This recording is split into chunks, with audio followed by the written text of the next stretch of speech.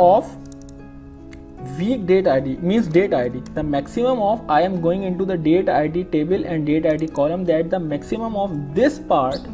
Why close the bracket? Because we are using the max value, which is a scalar value, so that whatever the maximum value of this table, and maximum value always remember is this.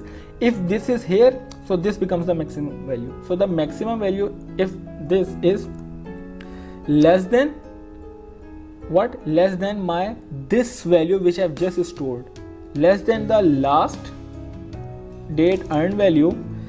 If the situation is satisfied, what you need to do? Blank. Make it blank. If the situation is, if it is not blank, means if the situation is otherwise, then use the same formula for me. So see what will happen now.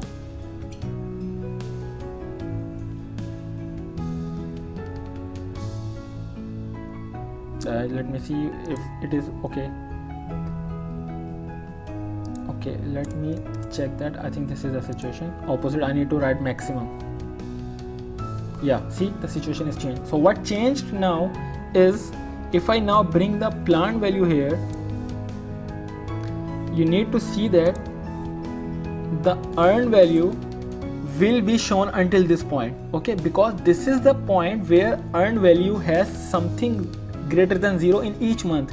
In this month some value is present, in this month, because it is adding up.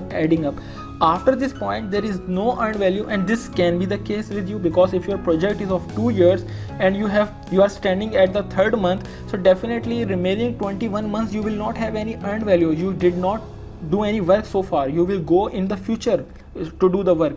So if my project is 24 months, I am standing at this point, I don't want this horizontal long line passing through my visuals to make a very irritating visual. So I want them to be removed. So this is the point where my data date is present inside P6, because after that there is no actual progress available. After that there is no earned value. So I want it to be stopped here. So this is the case. Similarly with the plant value, maybe plant value is stopping at this point. It shouldn't go until the end because it is stopped here. So what we did, I will just now recall all the things which I did so far in this formula.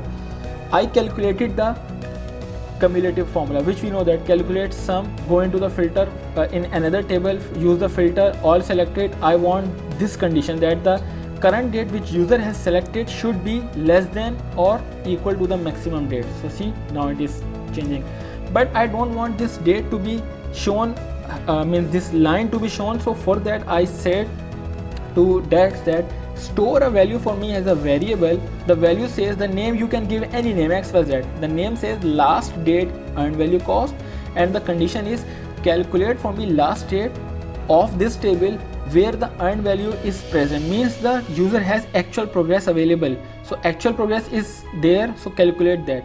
So now it is saying that if the maximum date ID, means if this selected date, this maximum date is now, for example, until the end of the project, this is my maximum date.